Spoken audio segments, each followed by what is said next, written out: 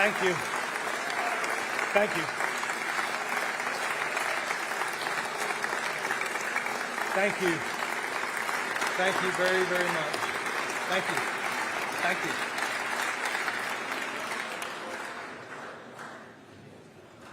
Members of the General Assembly, it is our distinguished honor to present to you the Governor of the great state of Tennessee, the Honorable Bill Lee. Thank you, Cameron. Thank you. Thank you. Thank you. Thank you. Goodness gracious.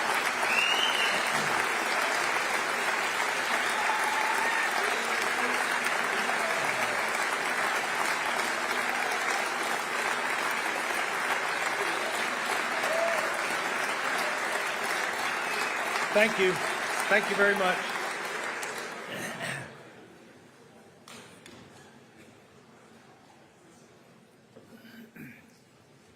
Thank you all very, very much.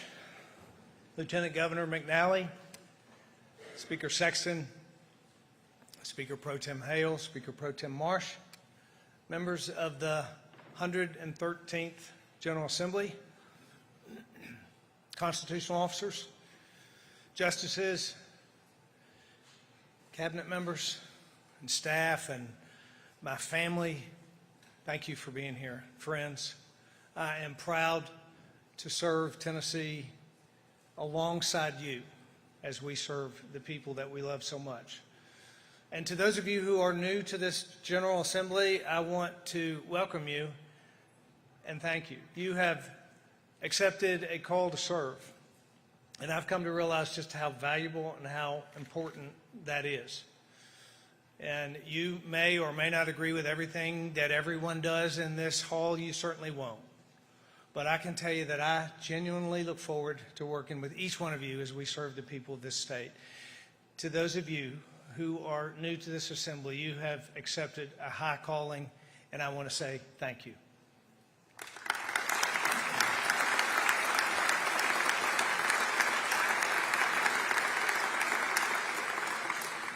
Being governor of this state is the honor of my life, and it's infinitely more rewarding to serve with a wonderful First Lady by my side. But she cannot be here tonight. She wishes that she could. She is starting on the next stage of her journey, and we want to thank all of you in this chamber and all across the state who have reached out to us, who have prayed for us, and who have supported us, along with many Tennesseans who go through trial. It means the world to me and to Maria. So from the bottom of her heart, as she watches remotely, and mine, thank you very much.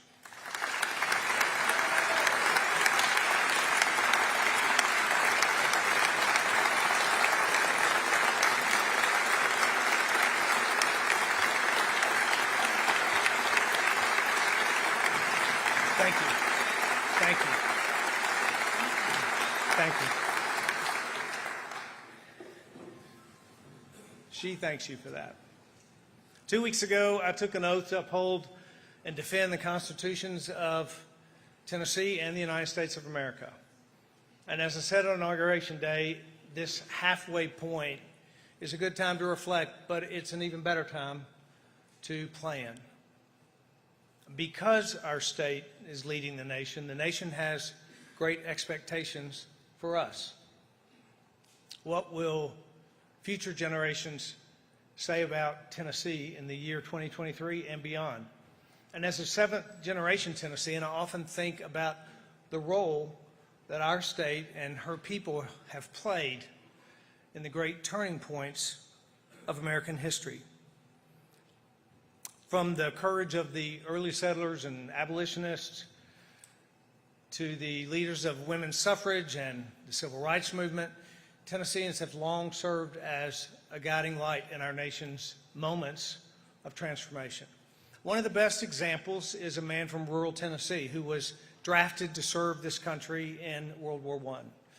On October 8th of 1918, Alvin C. York stood behind enemy lines on the Western Front. And his platoon had suffered heavy casualties. In fact, there were only 7 men left with him, and they were outnumbered by hundreds of Germans. But Sergeant York took command of the 7 American soldiers and won the battle. That day, a rural Tennessean earned the Congressional Medal of Honor, and he returned home to Fentress County an American hero. Sergeant York stepped up to lead when our country was counting on him. And tonight, we are fortunate to be joined by his grandchildren, retired Colonel Gerald York, Deborah York, and Angie York. Please stand and be recognized. Thank you.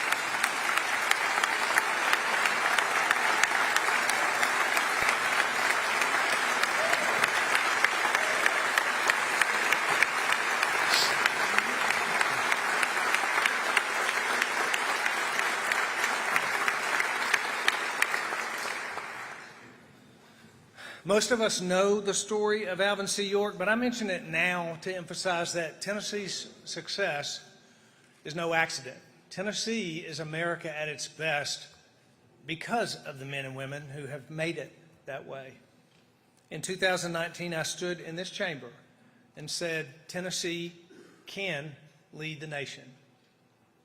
And tonight, standing on the shoulders of giants who came before us, I say with great pride that Tennessee is leading the nation, and the state of our beloved state is prosperous, hopeful, and unrivaled.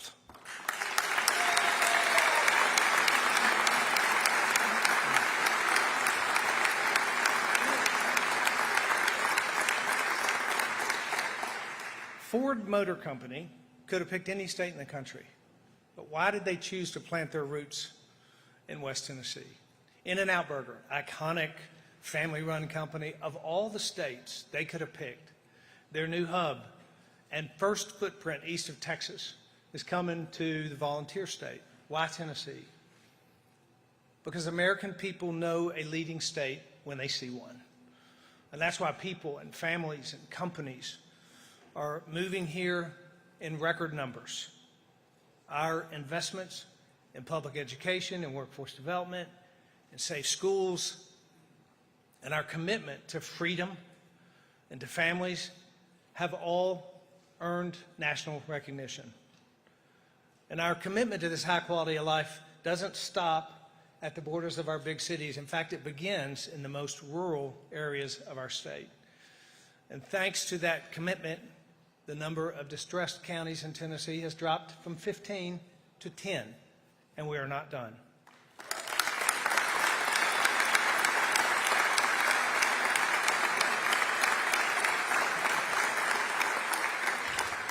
And all of this has paid off in the form of thousands of new jobs and historic economic development, creating more opportunities for every Tennessean to have a better job, a better school for their kid, a safer neighborhood, a stronger family, and a brighter future. So to continue leading the nation, I'm proposing a legislative agenda and a budget that will focus on the fundamentals that put our state in this enviable position in the first place. Tennessee has a legacy of fiscal responsibility that has allowed our state's economy to flourish. The same cannot be said for every state in this country. Economic pressure is building, it's hitting the pocket of every American family. And at times like this, many states are forced to choose between raising taxes or creating debt, but not Tennessee. Decades of smart fiscal stewardship have enabled us not only to weather national storms, but do so while maintaining a healthy savings account and cutting taxes for Tennesseans. So this year, we're cutting taxes again.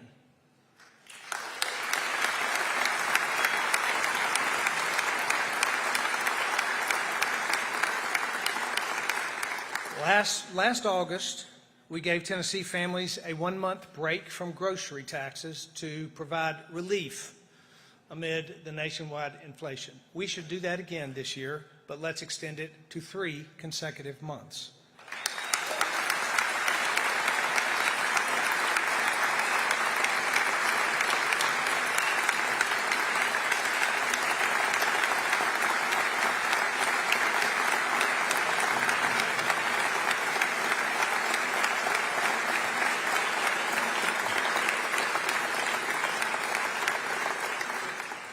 I'm also introducing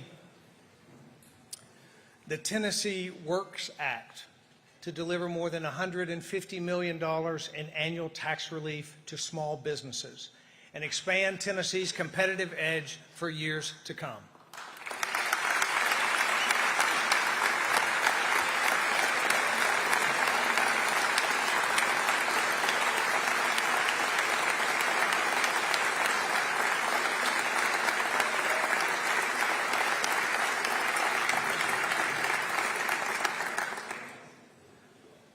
When companies want to relocate, one of the things they look at is a state that can guarantee stability, and Tennessee's Healthy Rainy Day Fund is one of our greatest strengths in that endeavor. The bottom line is it enables us to recruit more companies and create more jobs all across Tennessee, and that's why we're adding $250 million to the state's Rainy Day Fund this year.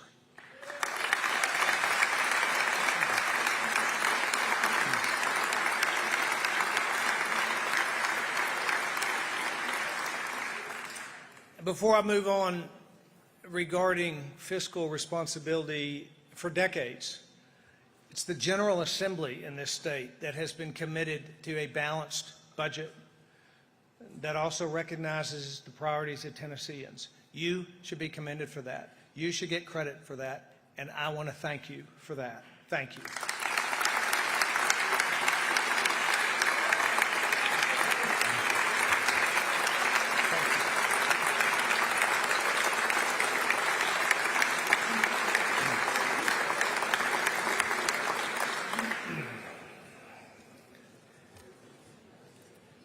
In recent months, we have taken a closer look at transportation needs in this state, and I appreciate those of you who have engaged in the conversation thus far. It is time to invest in a transportation strategy for one of the fastest growing states in the country. We cannot solve this problem with debt or higher taxes, but we have to do something. Right now, there is a $26 billion backlog of projects across the state. Simply put, we are way behind. And we have to change the way we fund and build our roads and our bridges. We know that we have to tackle big urban projects, but if we don't change our strategy, we also know who will end up paying the price, our rural communities. And that's why I'm introducing the Transportation Modernization Act.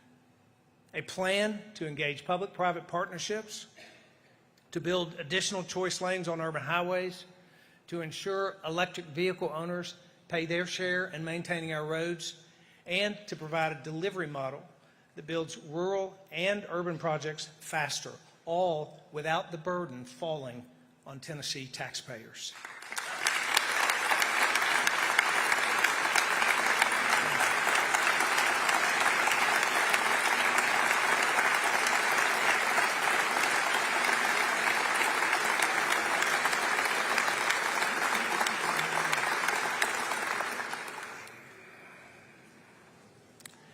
And hear me when I say this, toll roads are not on the table. We're talking about choice lanes, public-private partnerships, new delivery models, solutions that have worked for states all across the country, including our friends in Florida and Texas. In combination with this new strategy, we have to jumpstart the process because we are so far behind. We need to make a major initial investment just to begin to catch up. So to alleviate urban congestion in our major cities and widen rural interstates across the state, we are proposing an additional $3 billion to build roads in all three Grand Divisions of Tennessee.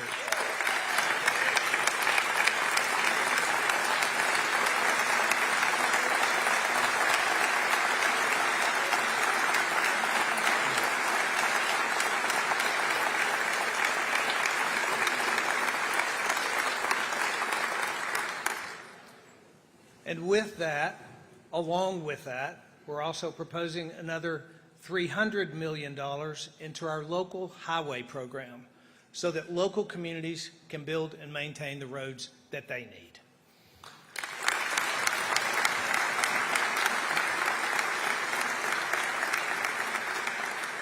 And here's the bottom line. There is a great cost to doing nothing. We could easily kick the can down the road for 4 more years, but Tennesseans will pay the price for it. More potholes and longer commutes and less economic activity. We have an obligation to prepare our state for the future, and the time to do so is now. Our state's economic success can also be measured by a number of jobs created. 170,000 new jobs in just 4 years. And now our workforce pipeline must keep up. Pathways to success don't look the same for every Tennessean, and they shouldn't. For many, a certification from one of our Tennessee Colleges of Applied Technology will open just the right doors. Since 2019, we have prioritized TCAT construction across this state so more Tennesseans can kickstart a great career close to home. And today, nearly 9 out of 10 graduates from a TCAT get a job in the field that they studied. So this year, I propose that we complete Tennessee's TCAT master plan. To do that, we will expand and improve 16 existing TCATs, replace 7 outdated facilities, and build 6 brand new TCATs at strategic locations all across our state.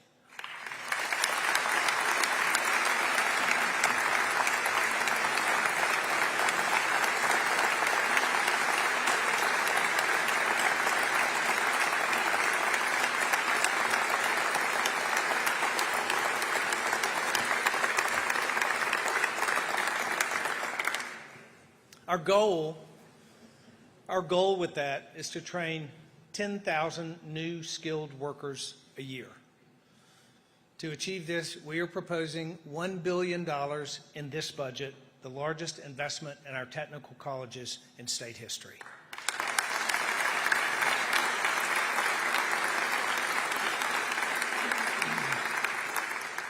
Meaningful work certainly does change lives, and we don't have to look very far to see the results. Tonight we're joined by Brad Bernard. Brad has lived in Morristown, Tennessee his whole life and worked at a local stamping factory for 33 years, but he wanted more out of his career. Brad was first introduced to TCAT Morristown in 2015 through an apprenticeship opportunity, and in 2021 he decided to enroll full-time and earn his diploma. Now at a young 54 years old, Brad's enjoying a second career as a programmer with McNeilus Steel Incorporated, a company that we recruited to Tennessee in 2019. This is why we invest in TCATs, and this is why we recruit great companies to Tennessee. Please join me in congratulating Brad Bernard on his success.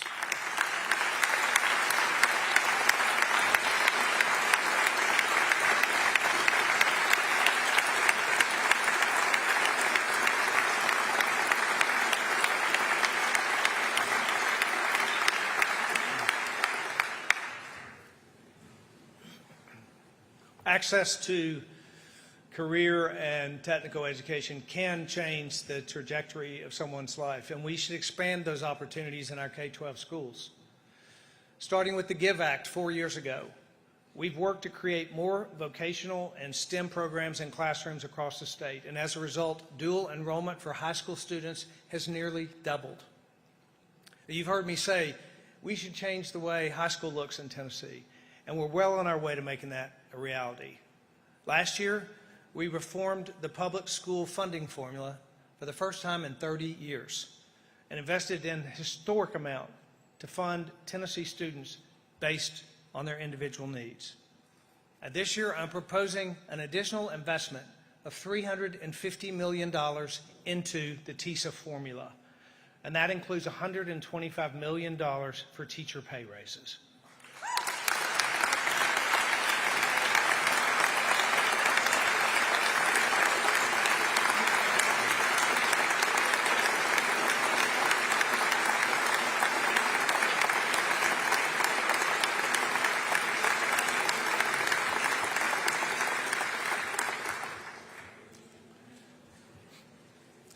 When I came into office, the minimum pay for teachers was set at $35,000. We're proposing legislation that, if it passes, will increase the minimum teacher pay by the time I leave office to $50,000.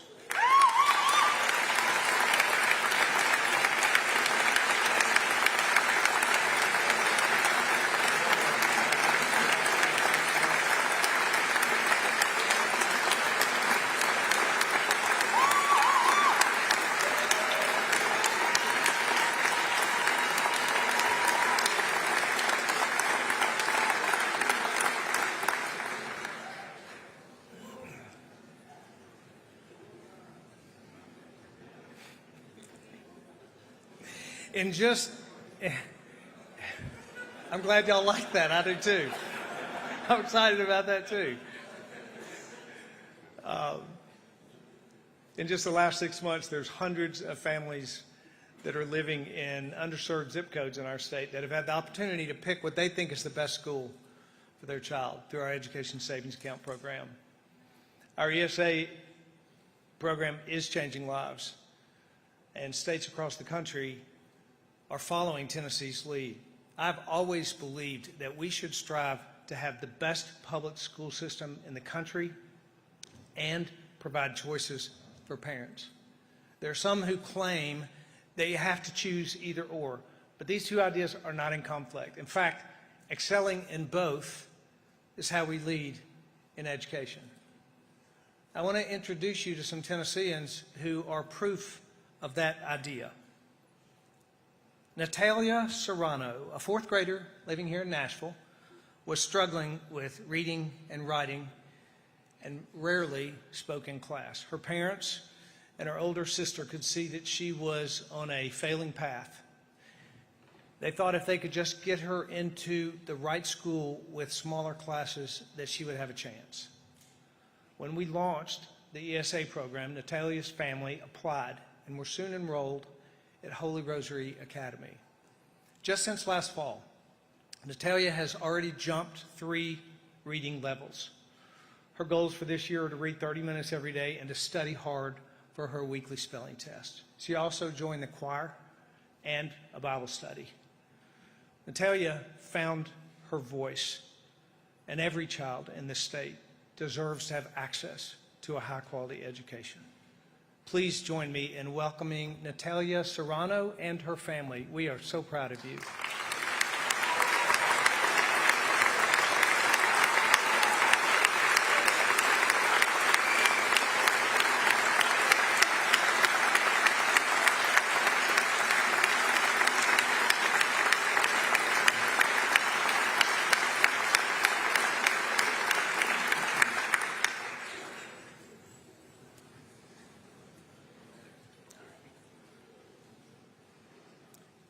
Tennessee is blessed with incredible public school teachers and administrators. Just last month, Oak Haven High School in Memphis was in the national spotlight for their innovative use of phonics learning in English and math and science classes. And a few miles down the road, Dr. Vincent Hunter, principal at Whitehaven High School in South Memphis, is leading a school that continues to exceed expectations. Dr. Hunter, who is a Whitehaven graduate himself, serves a student body that is 99% African American. Under his leadership, the school has expanded dual enrollment, AP classes, foreign language courses. Whitehaven is just one of 3 high schools in the whole district with a graduation rate of 90% or higher.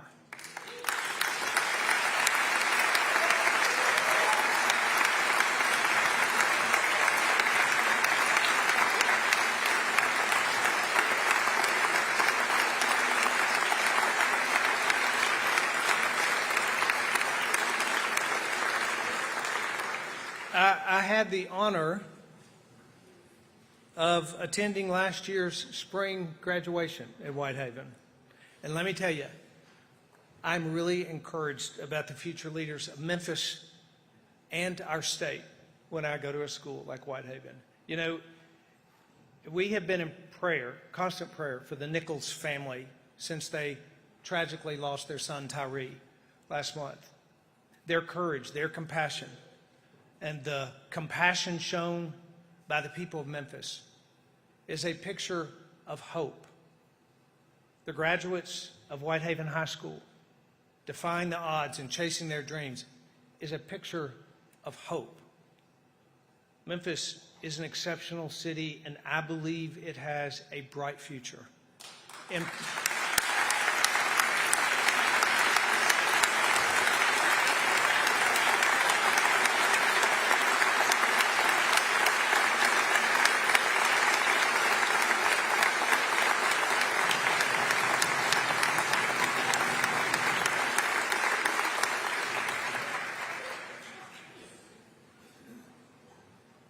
part of the reason that Memphis has such a bright future is because of people like my friend Vincent Hunter. So please join me in welcoming the principal of Whitehaven High School and his wife, Dr. Vincent Hunter.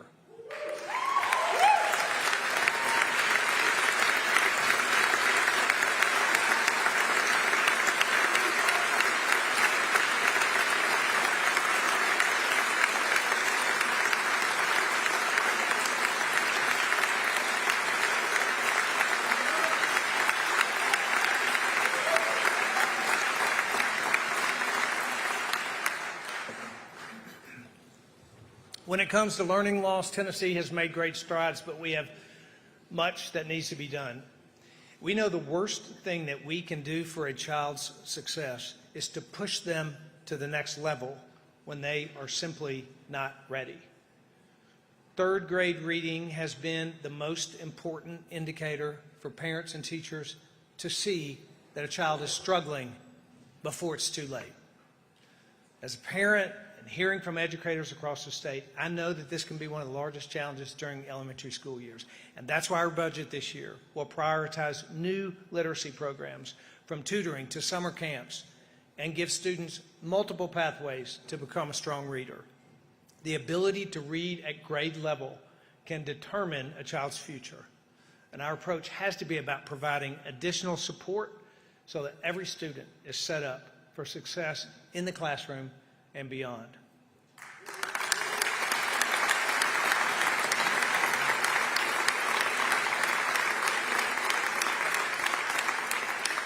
When it comes to education, funding and choices and literacy are all important, but none of that matters more than your child coming home from school safe every day. Since 2019, Tennessee has done a lot of work to strengthen school safety. We increased funding, we boosted mental health programs, we established a grant to place more than 200 school resource officers all across the state. Last year, I signed an executive order to engage parents and strengthen the relationship between schools and the local Tennessee Highway Patrol troopers who help watch over their communities. Every single person has a role to play in school safety. That's why we have a school safety toolkit for every parent. And we have the SafeTN app, where any Tennessean can report suspicious activity. And this year, we're doubling down. New legislation to enhance physical security in classrooms. We're also proposing funding to place at least one Homeland Security agent in each of our 95 counties. And here's why. A few months ago, a student at a high school in West Tennessee noticed something suspicious. The student reported their concern in the SafeTN app, bringing it to the attention of one of our Homeland Security agents in the region. The agent pursued the tip, and we have strong reason to believe that this prevented a real threat from becoming a real tragedy. Our review of the case showed that the SafeTN app worked as long as a Homeland Security agent is available to take the case. These agents specialize in preventing acts of violence and terrorism, and we should enhance their role in our school safety strategy. We have done a lot to make schools safer, but I do not want to look up months from now and think we should have done more. I intend to make this a priority in this budget and every year after this.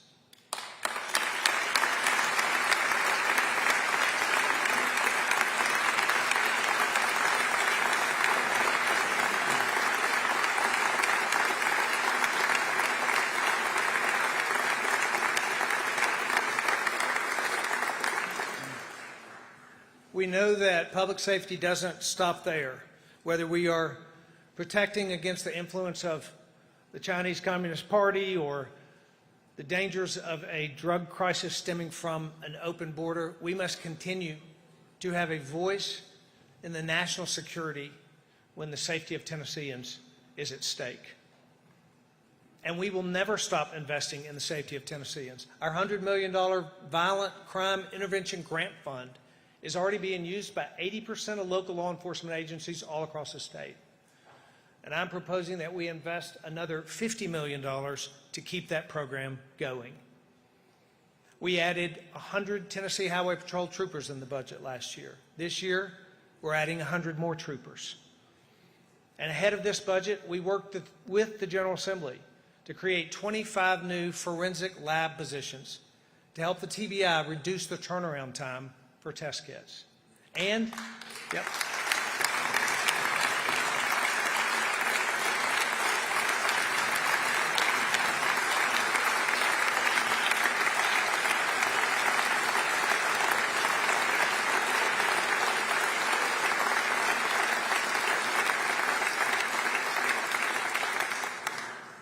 And we're also investing in district attorneys with additional funding for staff and a statewide system upgrade so they can take dangerous criminals to trial and ensure that justice is served.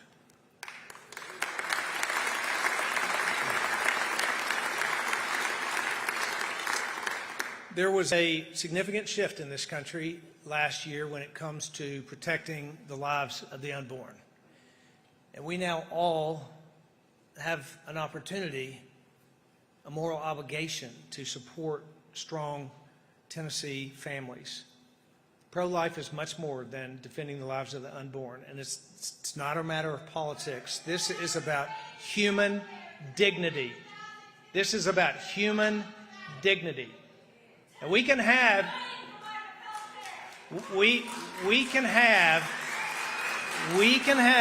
a healthy debate.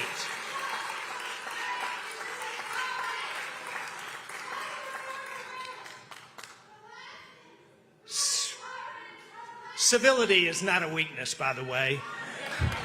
It is a strength.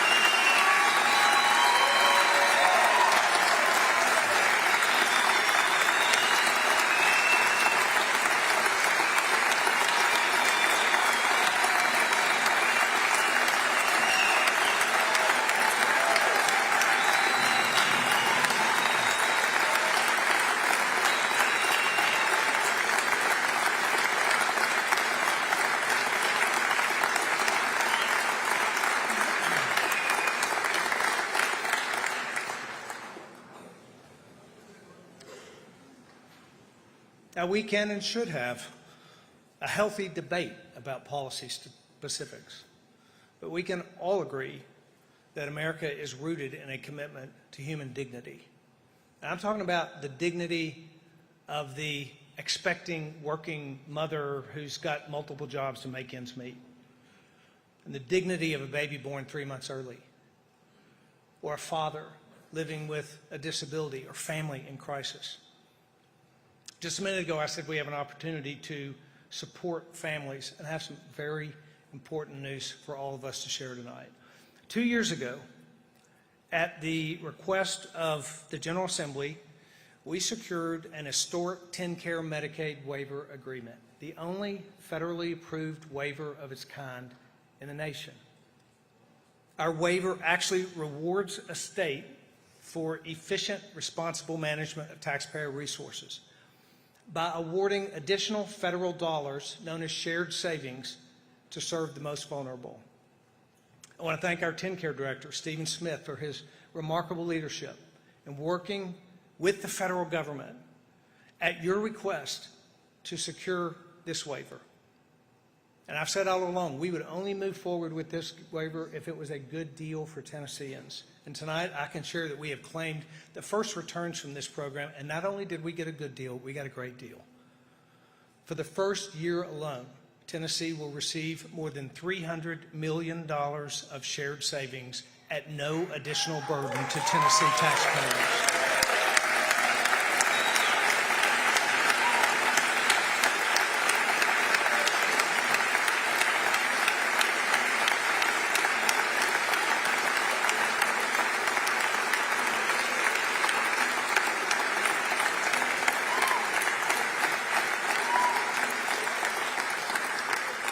We've always believed in our strategy, but this result's a game changer.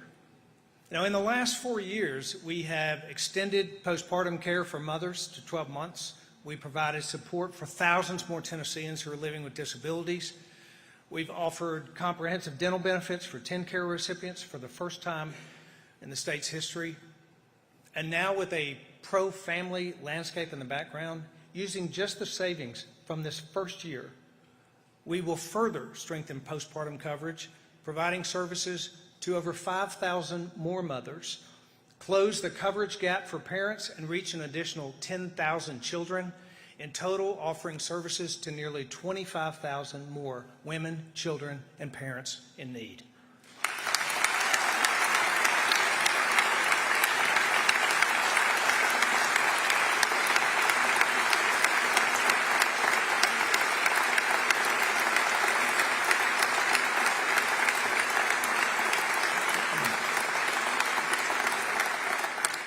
In addition, Tennessee has the opportunity to ease one of the biggest financial burdens on mothers. We are going to propose covering the cost of diapers during the first 2 years of a baby's life for mothers on TennCare.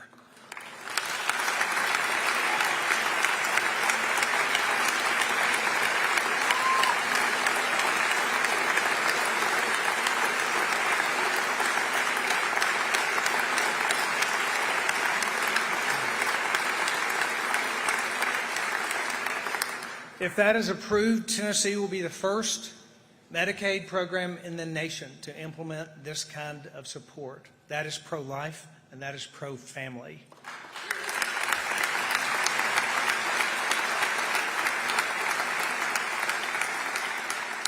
And with continued responsible management of our TennCare program, we believe that this level of savings is possible for years to come. And as such, we will work together with the General Assembly to develop a vision for TennCare's future. We have the opportunity together to expand more services, reach more families in need, improve rural health care access all across our state. And despite enormous criticism for those who said we couldn't or wouldn't, we're going to do exactly what we said we would do when we pursued this shared savings waiver. Expand services for the most vulnerable and provide those services to even more Tennesseans, and now that day has come.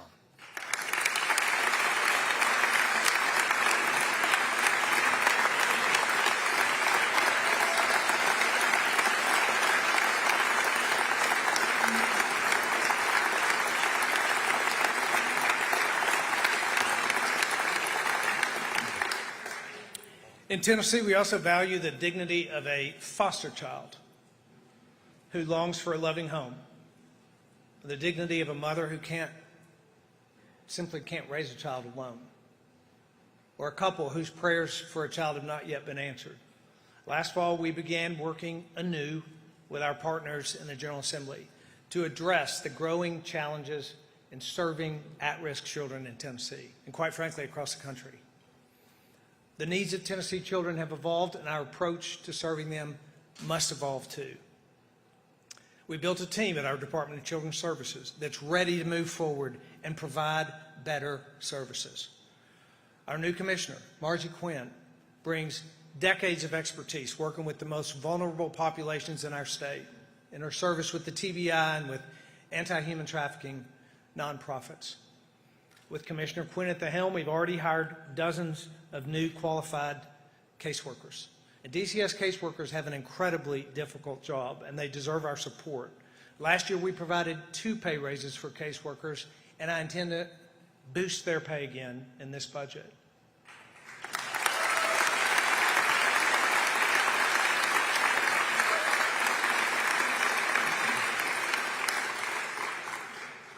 We are also proposing more than $190 million in additional resources to support the mission of DCS and provide for the safety and well-being of Tennessee children.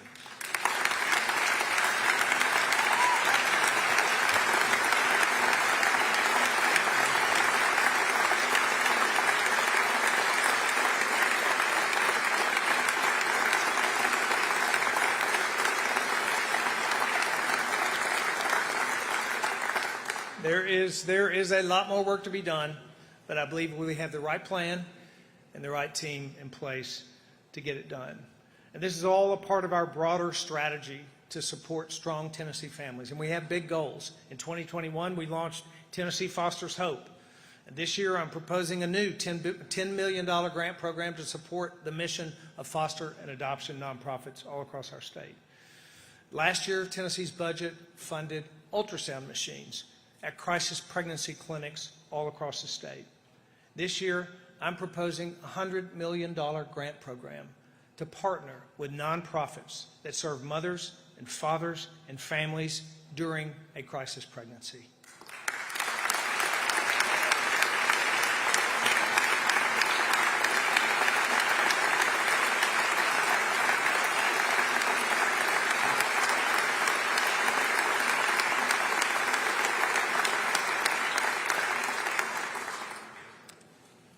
With that, our Office of Faith-Based Initiatives has a unique ability and an important opportunity to engage nonprofits and community organizations.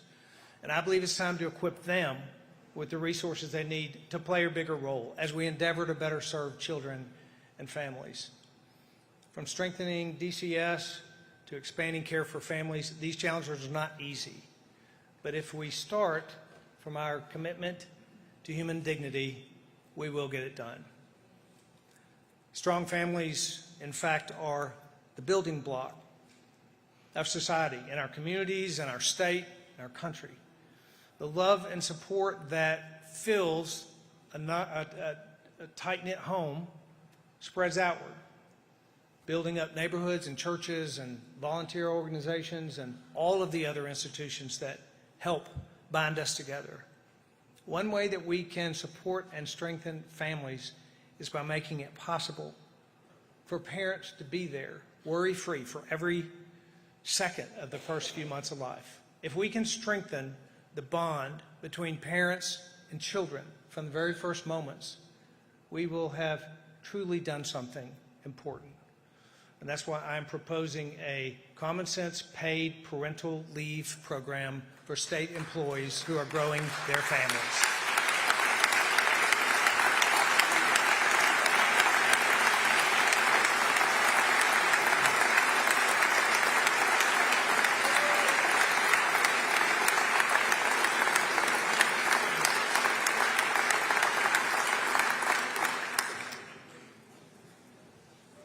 This is not a mandate on businesses. I believe every business owner should make decisions that are in the best interest of their employees. But our state workers are critical to Tennessee's success. That's why we increased the base pay for state employees last fall, and we intend to issue more raises this year. A reasonable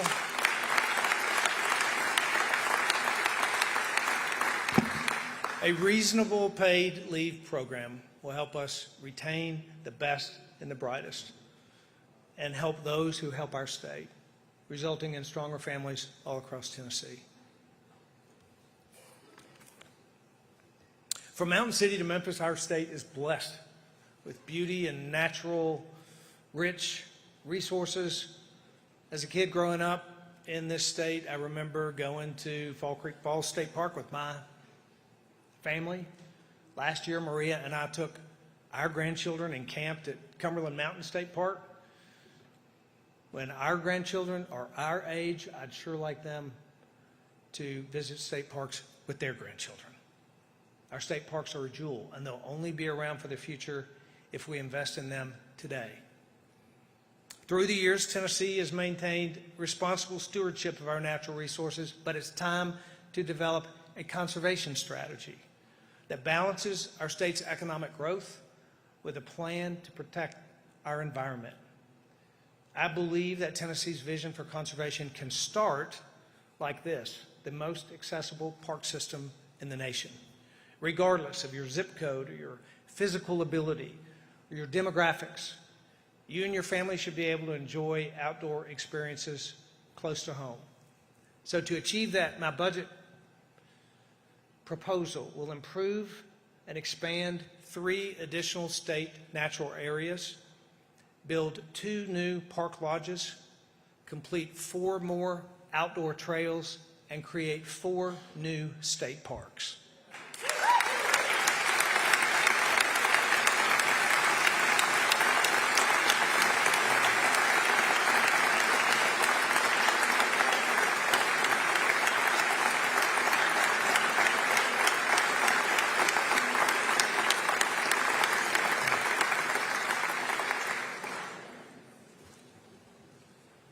All across Tennessee, we have 175 former industrial sites called brownfields, where toxic waste has created the potential for an environmental hazard. And I believe we owe it to the people of Tennessee to clean this up. I'm proposing legislation to revitalize all 175 brownfields, to restore them environmentally, to prepare them for future use, and to make them safe for our great-grandchildren.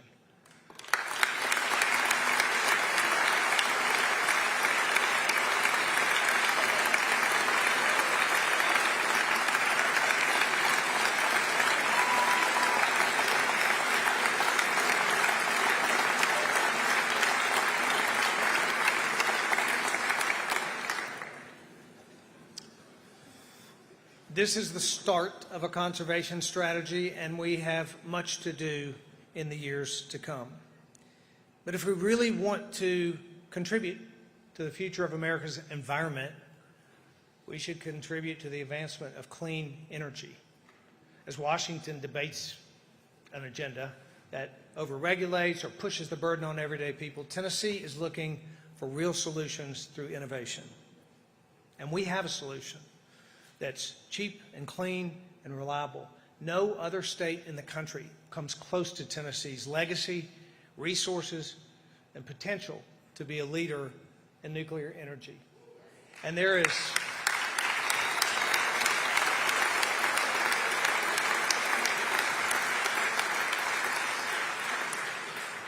is no long-term national strategy that doesn't include nuclear energy. That's why tonight I'm proposing $50 million in a nuclear fast-track fund to recruit companies to our state that will specifically establish a nuclear development and manufacturing ecosystem built for the future of Tennessee. We cannot pass up this opportunity. Tennessee can and should be the leader in nuclear energy for America.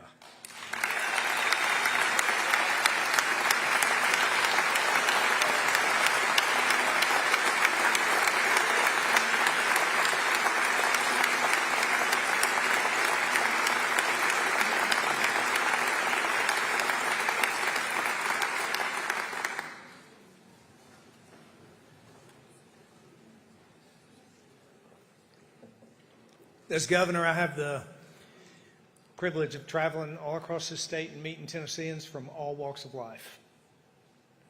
Last fall, I met a man in Crossville who just moved his family here all the way from New York. And he said to me, when I moved to Tennessee, I felt like I'd moved back to America.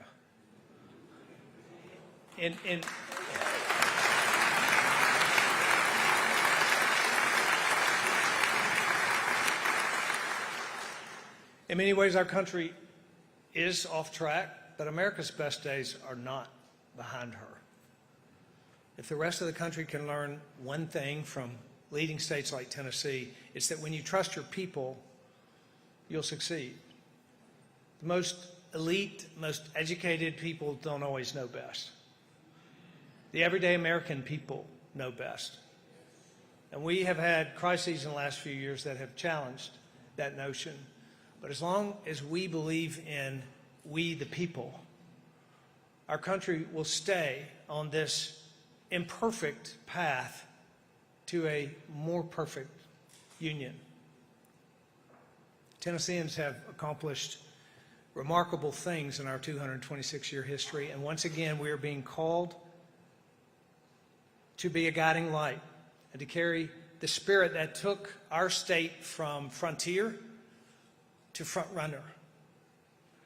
And so as I look ahead to the next 4 years, with 4 very challenging yet fruitful years in the rear view, I can see that we have arrived at a pivotal point. You know, after winning the battle in 1918, Sergeant York and his 7 men marched back to American lines. York reported to his brigade commander, and in an effort to explain the unbelievable victory that he had just secured, York humbly said, "A higher power than man guided and watched over me." Perhaps the greatest lesson in Sergeant York's story is not found in the heroic actions on the battlefield, but in his incredible humility and in the way that he served after that when he returned home to rural Tennessee and relentlessly used his own success to make life better for future generations. As leaders, may we all be inspired to serve in that way. In my very first State of the State, I said, if we lead Tennessee well, Tennessee may well lead the nation. Tennessee is leading. The question is, will we lead in a way that lasts, in a way that our grandchildren are equipped and inspired to pick up where we left off? I believe that we can. And I look forward to pursuing that with all of you this year and 3 more years after that. May the Lord continue to pour out his favor and bless the people of the great state of Tennessee. Thank you. And good night.